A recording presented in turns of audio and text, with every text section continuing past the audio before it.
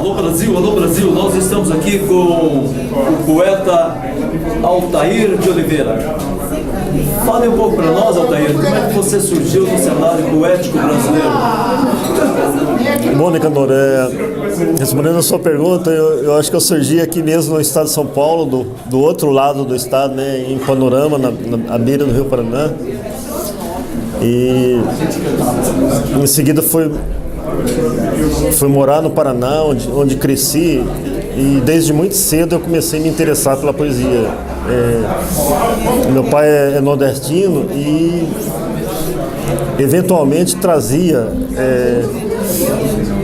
camaradas de Alagoas, de Pernambuco, para trabalhar na lavoura, e esse pessoal trazia junto consigo cantigas de coco, repente. Esse foi meu primeiro contato com a poesia, né? E como eu estudava, não tardou eu encontrar a poesia nos livros escolares. E aí me apaixonei de vez. Então, na verdade, a literatura surgiu para mim com leituras. Leituras que eu fui fazendo depois. Eu gostava muito de brincar com palavras, gosto ainda hoje, né? E a poesia, para mim, ela está na vida. E ela só consegue ser representada para que a gente entenda ela através das palavras. E foi assim que eu comecei. Na adolescência, eu me lembro que eu sentia as coisas, mas não conseguia traduzi-las nas palavras. Mas já saíam as primeiras frases, as primeiras visões. Tanto que com 14 anos eu já tinha poema escrito. E aos 17 eu já pude publicar um poema no jornal. Acho que foi um grande feito, né? Você se inspirou em algum poeta? Claro, eu me inspirava nos poetas que eu lia. Na época da adolescência eu li muito Cecília Meirelles, Manuel Bandeira, Carlos Drummond de Andrade, Vinícius de Moraes e outros poetas que a gente tinha acesso, que eu morava numa cidade muito pequena, a biblioteca era parca, né? Mas praticamente tudo que tinha de poesia lá eu já tinha lido aos 15 anos. Você pode mostrar uma poesia para nós? Das minhas poesias? Da época de adolescente ou recente? Vamos lá. Eu vou falar um poema sobre o tempo, que eu acabei de falar agora no bar do Frango, e você não ouviu, né? O poema chama-se Desprende-se Futuros do Presente. Vamos lá. Desprende-se futuros do presente. Passado o meu passado e meu presente, eu sinto de repente um mal-estado de ainda ter futuro de presente depois de tê-lo um dia no passado. Passar o meu futuro do passado, eu tento ver o que saiu errado, e é como houvesse um furo no futuro e o meu presente ter se esvaziado. Se eu pudesse, eu rasgaria esse presente. Se eu soubesse, eu comeria mal passado. Altair, fale para nós sobre o seu processo de criação. Mônica Noura, a poesia para mim é uma arte, embora que precária, né? Mas a poesia, ela existe na vida, na vida das pessoas. Tanto que há uma diferenciação grande quando se diz o que é poesia e o que é o poema, né? Poesia seria a arte e é também esse enlevo que as pessoas sentem na vida e não conseguem explicar.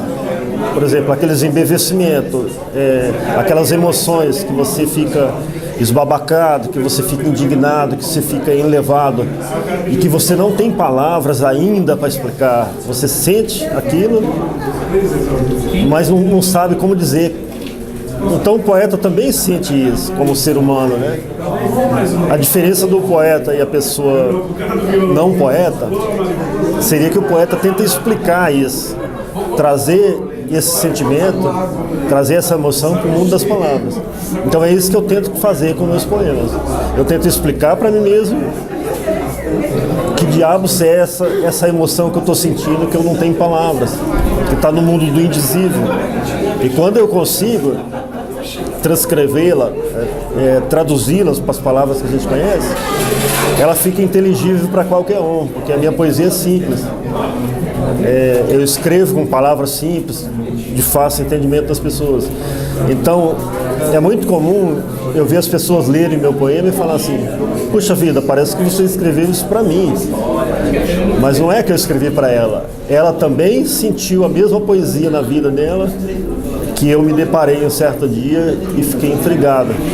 Na hora que eu expliquei para mim, eu expliquei para ela, expliquei para qualquer outra pessoa e a coisa ficou clara. Daí fala para nós da influência nordestina no teu trabalho. Bom, eu acho que a influência nordestina no meu trabalho, principalmente a questão rítmica, que eu acho que é muito forte na minha poesia, a musicalidade da minha poesia veio dos próprios nordestinos, principalmente dos estados de Alagoas e Pernambuco, que frequentemente vinham trabalhar com meu pai. Que meu pai tinha um sítio no Paraná e ele recebia sempre assim, parentes ou não parentes, pessoas que vinham, ele sempre, o pessoal falava assim, arranjava uma colocação, ou seja, arranjava um trabalho para que pudesse batalhar na roça, ganhar seu dinheiro, ou na época da colheita, ou durante... Ou mesmo até meu pai fornecia terra. E esse pessoal trabalhava no eito com a gente. Como eu comecei a trabalhar na roça muito cedo, então a gente trabalhava ouvindo cantos, ou repente cantado, ou cantigas de coco. Essas foram as influências. Eu acho que foi um gosto poético. Não, meu pai não, mas as pessoas que vinham trabalhar, por exemplo, meus primos, tios, outras pessoas lá da região dele, eles costumavam trabalhar cantando, entendeu? É repente que eles aprendiam, eles decoravam nas feiras do Nordeste e que cantavam. Você lembra de alguma coisa assim? Eu lembro, por exemplo, que eu era encantado com um repente chamado A Peleja de Cego Aderaldo com Zé Pretinho, aonde se trabalhava muito trava-língua. Esses trava-língua, eu acho que está até hoje na minha cabeça, né? E de uma certa forma me ensinaram uma certa forma de raciocínio, né? Coisas que outros poetas, por exemplo, Camões já trabalhava desde da Renascença, né? Trabalhar com antíteses, trabalhar com figuras de linguagem. Então a minha poesia, depois eu fui perceber que ela era muito barroca, ela tinha muita influência barroca, porque o nosso repente também tem isso, né? Principalmente no tocante ao ritmo da poesia, né? Então, você tem saudade desse tempo? Tem, eu acho que eu encontrei coisas parecidas com isso, com poetas que eu li em seguida. Assim que eu fui alfabetizado e comecei a me interessar por leituras de poemas, eu li praticamente tudo que tinha na biblioteca da nossa cidade, que era uma biblioteca bem pobre, mas tinha Manuel Bandeira, tinha Vinícius de Moraes, a gente já podia encontrar alguma coisa de João Cabral de Melo Neto, né? Então aí eu preferia sempre aquela poesia mais rítmica, mais melodiosa, né? Sim. Fala um pouquinho da tua caminhada, a partir da tua primeira poesia, a edição do primeiro livro. Como é que você começou a ganhar um campo, mostrar para as pessoas, dialogar com a população? Quando eu tinha 17 anos, eu saí do Paraná e fui para o Mato Grosso do Sul, numa tentativa de sair da roça e poder continuar os meus estudos, né? E junto comigo eu levei um caderno onde eu escrevia as coisas que eu tentava escrever. Foi muito difícil esse meu processo de escrita porque eu não tinha palavras. Poesia é a arte das palavras, a poesia está nas palavras, como bem disse Manuel de Barros, né? Então não adianta eu sentir a poesia e não consegui transcrevê-la. Só que aos 14 anos começou a surgir os primeiros versos. E aos 17 eu já tinha cerca de uns 10 poemas. E quando eu cheguei em Dourados, Mato Grosso do Sul, por coincidência tinha um contador da minha empresa, era um poeta, um sonetista. E uma vez ele me mostrou um soneto dele e eu li o soneto assim com muito interesse. Ele perguntou: não, o soneto dele eu não lembro, mas eu me lembro que ele me viu lendo com tanto interesse o poema e ficando tão admirado, que ele perguntou assim: você gostou? Aí eu falei para ele: eu gostei, mas eu gostaria mais se não fosse um poema tão amarradinho, que eu não gosto de escrever poemas estruturados, né? Daí ele falou: mas você escreve? Eu falei: escrevo. Aí ele ficou me olhando e falou: então traz para eu ver, né? Aí ele pegou esse caderno meu e entregou pro jornalista que era amigo dele, companheiro dele de boemia, né? E a hora que eu percebi, ele falou: o seu poema vai sair segunda-feira. E aí, com 17 anos, eu vi o meu primeiro poema publicado no jornal, né? E a partir daí é que eu comecei realmente a ter interesse em divulgar meus poemas, né? Comecei a mandar mais poemas para os jornais, né? Então, tipo assim, aquele ano, até o final do ano, quase que todo mês eu tinha um poema publicado no jornal. E aí eu comecei a falar os meus poemas na escola, tive a oportunidade de falar nos barzinhos também, né? De forma que com 18 anos eu estava indo para os botecos e pedindo um espaço para declamar entre o intervalo dos músicos, né? Beleza. E hoje você é um poeta, escritor latino-americano? Não vamos longe, eu sou um poeta brasileiro, né? Na verdade, eu tenho um cognome. Eu tenho um amigo poeta que já faleceu. Ele dizia: Altair, a gente tem que ter um segundo nome, né? É como aqueles príncipes antigos, aqueles reis, né? E aí ele criou para ele Antônio Sodré, el poeta de la transmutação e da la transcendência, né? E eu não quis perder, aí eu criei Altair de Oliveira, o poeta de fundo de quintal de kitnet que canta luazinhas de desenhos de paredes. Ou seja, eu sou um poeta muito local, muito regional, só que eu canto coisas básicas para as pessoas, né? Parece difícil, mas existe um preconceito a se escrever sobre o amor, sobre o ódio, sobre os sentimentos, né? A poesia hoje parece que está um tanto impregnada de racionalidade e perdeu aquela questão de comover as pessoas. As pessoas se preocupam mais em ser inteligente quando escreve do que emocionar.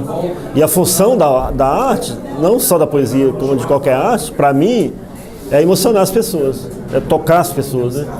Altair, a gente sabe que você tem um amor intenso pelo Brasil, né? Sim. Pela América Latina. Eu estive trabalhando na Venezuela, Nicarágua e na Bolívia. Então, Venezuela, Nicarágua e Bolívia.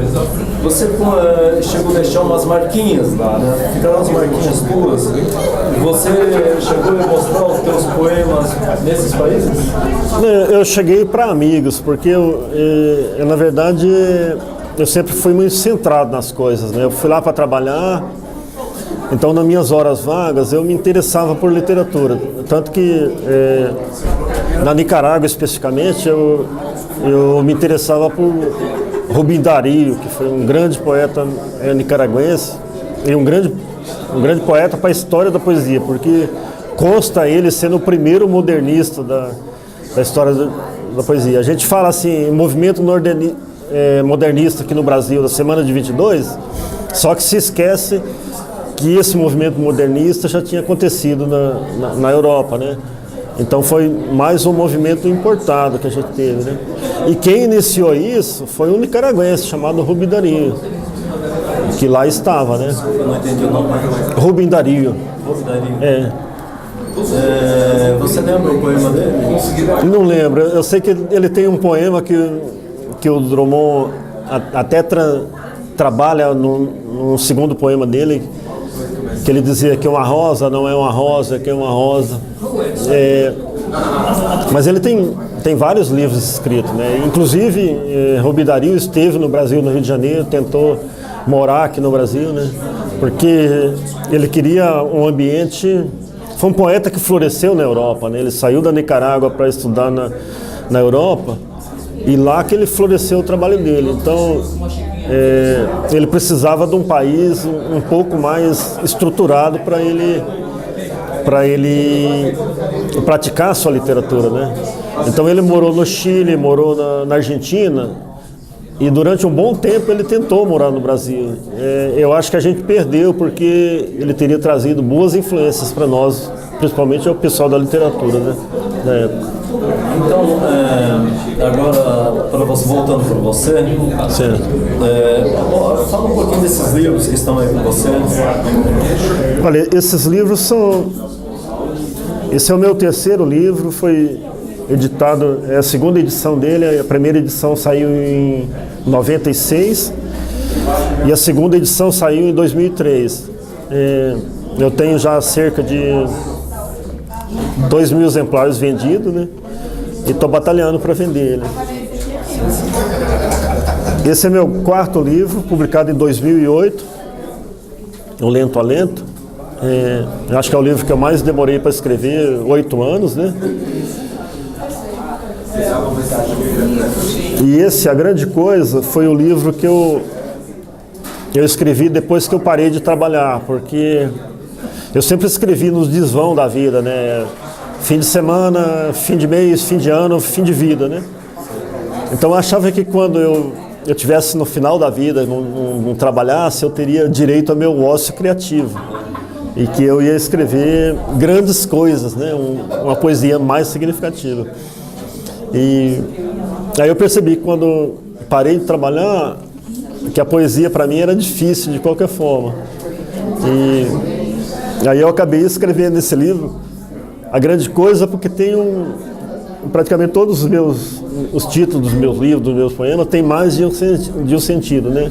A grande coisa pode ser realmente a grande coisa, o achado, mas pode ser um comentário de alguém que você comunica. Eu fiz a obra da minha vida, a minha obra-prima, e a pessoa diz, grande coisa. Então, mestre, pode declamar um poema da Grande Coisa? Sim, sim. Deixa eu fazer uma leitura de um poema pequeno aqui.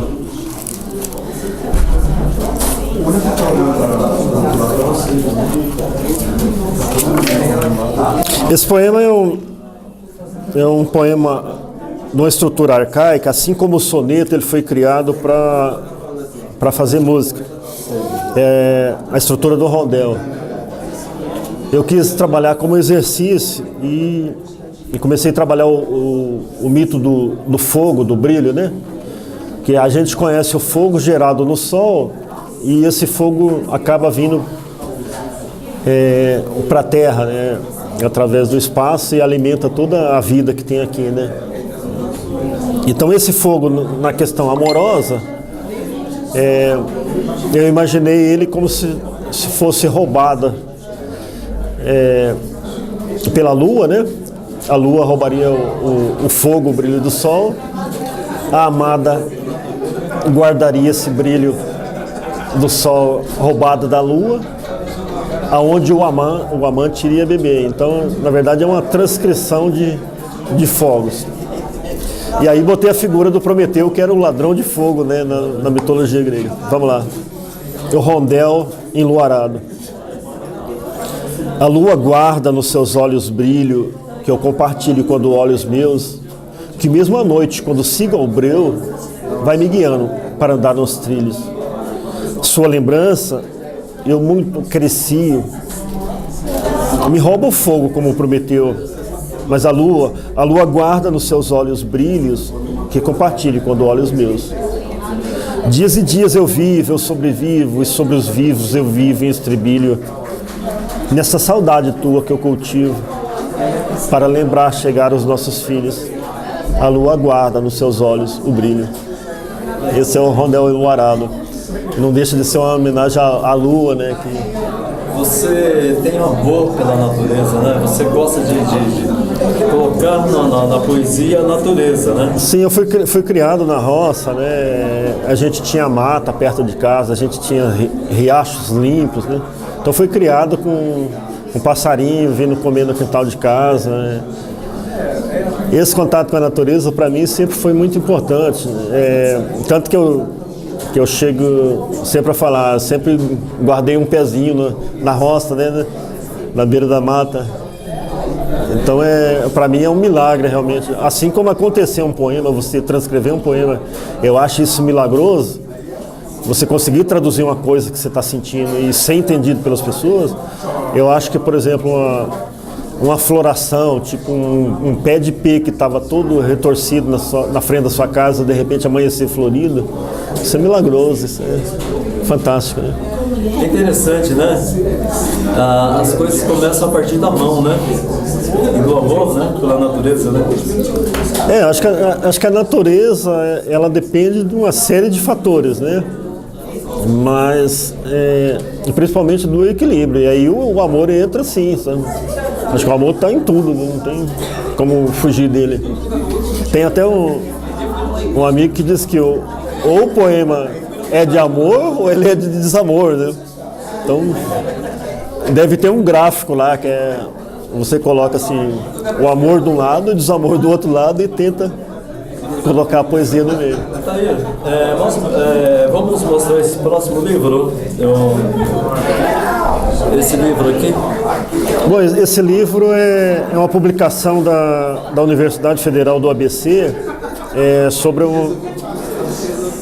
para comemorar os 10 anos da revista Contemporartes, que é uma revista que foi criada nessa universidade para discutir artes e diversidade.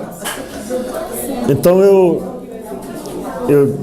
tive a honra de ser convidado para escrever uma coluna de poesia lá, e durante cerca de 2 anos, 2 anos e meio, eu escrevi uma coluna chamada Poesia Comovida, em que eu publicava poetas, né? Poetas, principalmente poetas contemporâneos, mas publicava também de diversos lugares do país, né? E agora, recentemente, na verdade foi no ano passado, houve a celebração de 10 anos da revista, e onde se publicaram as 10 matérias mais acessadas do site da revista, né?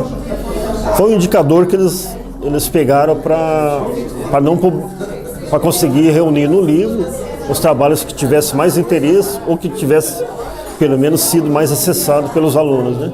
Pelos alunos ou pelos internautas, né? Porque a revista não era só da universidade, a revista extrapolava, né? E eu tive a sorte de ter o primeiro lugar, uma matéria, uma entrevista sobre 2 poetas do Paraná, né? Eu apresentei eles para a moçada e foram a página mais acessada. E dentro do grupo das 10 eu tive mais uma outra matéria, que é uma matéria sobre metalinguagem na poesia, né? Que é uma coisa técnica, a poesia falando sobre poesia, que também teve entre as 10 primeiras. E para mim é um orgulho, né? Eu acabei ganhando um diploma e ganhei um troféu de participação, né? Não é um prêmio Nobel, mas a gente chega lá. Reconhecimento, né? É um reconhecimento, isso que motiva a gente a continuar escrevendo, né? Então, onde que as pessoas encontram os teus livros? Olha, aqui em São Paulo, eu acho que só na Martins Fontes que tem, e talvez em sebos, né?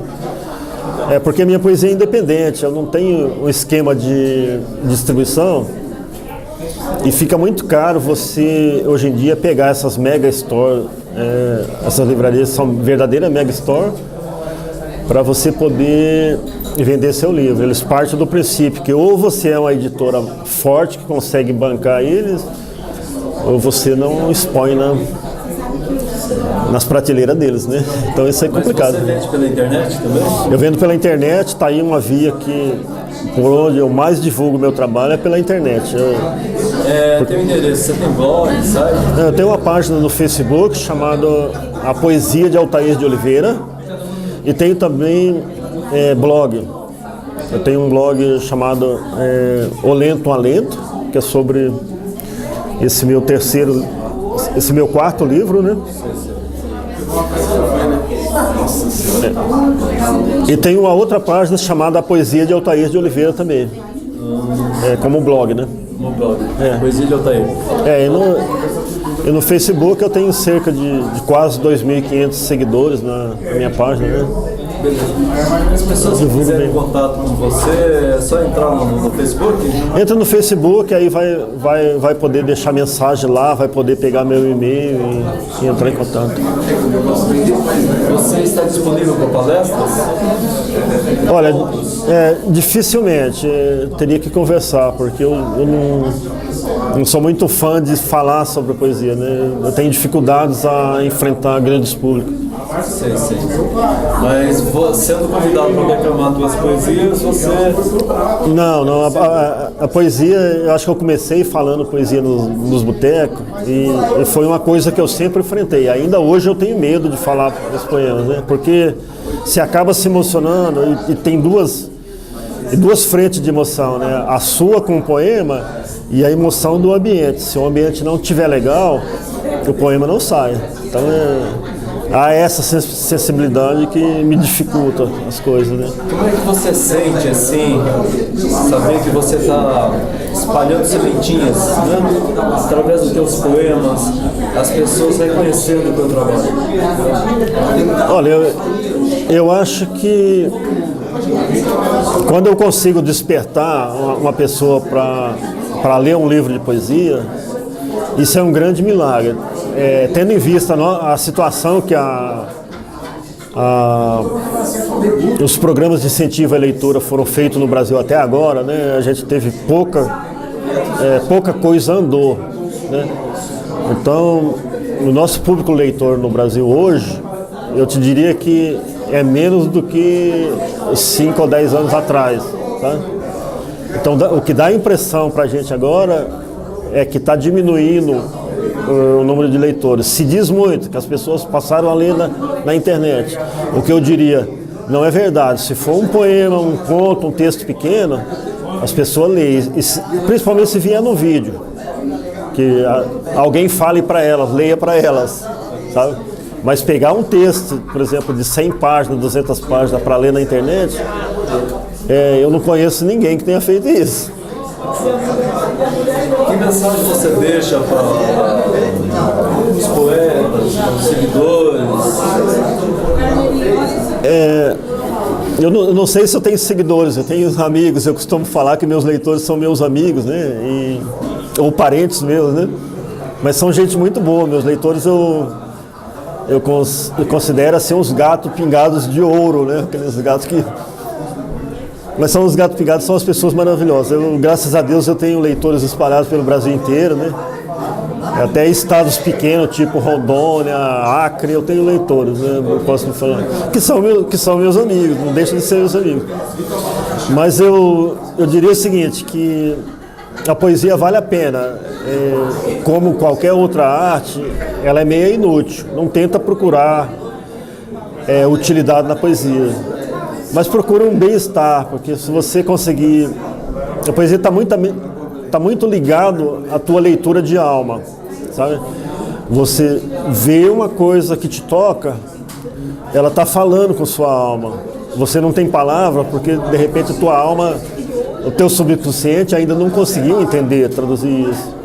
Então esse contato com a poesia, seja como senti-la, como traduzi-la, transcrevê-la, é muito bom. Ou até contar para uma outra pessoa que nunca sentiu aquilo, falar, olha, eu senti um negócio maravilhoso. A pessoa vai querer sentir também, vai querer se tornar por um instante maravilhoso. E a gente precisa de poesia, precisa na vida da gente. Imagina um casamento sem poesia. Você vai num show de rock, se não tiver poesia nesse show de rock, sabe? Você vai trabalhar numa empresa que não tem poesia nenhuma. Olha que... Falando nisso, tem alguma poesia sua que virou música? Eu tenho, já tenho vários poemas musicados, né? Na verdade, acho que 12 ou 13 poemas. Teve 3 deles que já foram gravados, né? A dificuldade de se trabalhar com a música, né? Se produzir um material também, né? Então a gente vê muitos músicos bons querendo produzir seus trabalhos, às vezes o trabalho feito durante os anos, mas não tem condição financeira, né? você pode lembrar algum desses artistas que fizeram trabalho com você? Olha, eu tenho João Cândido dos Santos no Amazonas, que é um camarada que já ganhou vários festivais lá na região norte, tipo Pará, Rondônia, próprio. Ganhou um prêmio aqui em Minas também, ganhou um concurso aqui em São Paulo. Ele musicou 3 poemas meus. Tem Iso Fischer lá em Curitiba, que é irmão do Tato Fischer, que é um músico daqui de São Paulo, que já tem várias músicas gravadas com grandes compositores, né? Ele também musicou 3 músicas minhas, ainda não gravou, mas há esperança que grave. E tem o Maurício Zerk, lá de Salvador, que já musicou 2 poemas meus e gravou, sabe? Então tem... Dá pra achar na internet? As músicas do Maurício que estão gravadas, dá, porque estão disponibilizadas. As outras que não estão gravadas, só através da gente mesmo, que a gente tem MP3, né? Aqui vem MP3. E então, você pode fazer para nós um poema e deixar como mensagem da sociedade? Um poema seu? Para mim é difícil fazer um poema, eu não faço nada assim de repente, né? Como eu falei, eu posso pegar um poema que eu gostaria de deixar como mensagem. Sim. Eu tenho um poema aqui, eu acho que é desse livro, que ele fala sobre a latência. Seria algumas propriedades que, por exemplo, a semente tem de ficar com a energia guardada e poder reagir quando for necessário, né? Quando tiver um ambiente propício. Que não deixa de ser um poema de superação. Eu vou fazer a leitura desse poema aqui, é desse livro, O Embebedário de Versos. Desculpa, só pegar um instantinho. Tá. Você vai fazer um poema sobre o Embebedário de Versos, né? O poema é sobre superação, mas ele está no livro O Embebedário de Versos. Ele se chama Latência. Querem mesmo saber, eu vou persistir, suportar tempestades e vou ficar. Quando o sol me bater, vou responder e respirar todo o ar que eu conquistar. Eu vou fazer meu calor me levantar e vou seguir por aí e procurar cultivar o melhor que aparecer e, se doer, esperar a dor passar e nunca mais desarmar o meu amor, nem armar de morrer, nem me matar. Altair, muito obrigado, a gente fica feliz aí com você. E vamos pedir para você falar um pouquinho sobre o Bar do Frango, que completa 20 anos hoje. Você pode fazer um depoimento sobre a importância do Bar do Frango, 20 anos de Sarau? Sim, eu só tenho a agradecer a você e também ao Bar do Frango, né? O Bar do Frango, a primeira vez que eu vim aqui, o que me encantou foi a história dele, como ele surgiu, né? Através de uma comunidade que se criou um espaço cultural onde se pudesse falar música independente, pudesse cantar música independente, pudesse se mostrar esses trabalhos musicais que estavam surgindo e também pudesse falar os poemas que os poetas independentes estavam criando por aqui. Então eu vim aqui a primeira vez a visita, como visita e como convidada de uma amiga minha que conhecia o bar, né? E cheguei aqui, o que ela me falava do bar, eu fiquei muito mais encantado, é muito mais que isso que ela falava, né? Então aqui a gente tem vestígio de grandes cantores do Brasil, grandes poetas, né? A gente tem uma verdadeira paixão para o músico independente e para o poeta independente que está querendo mostrar um trabalho de qualidade, né? E já pude participar aqui de 2 sarau e pude eu próprio vir com um companheiro músico aqui, Tato Fischer, e fazer um recital, na qual foi muito recebido, né? E pretendo no futuro voltar mais vezes, né? Sempre quando eu puder vir a São Paulo, né? Oh, muito obrigado, viu? Mãos que se unem e transformam gerações. Isso. Eu que agradeço esse trabalho que vocês fazem. Eu acho que é por aí. A gente começa a caminhar andando, né? Isso. Ó, Altair, prazer imenso em estar aqui com você. O prazer foi meu. Eu que agradeço essa oportunidade de poder falar um pouco da minha poesia, né? Que é uma coisa meio rara. Beleza. Mãos que se unem e transformam gerações.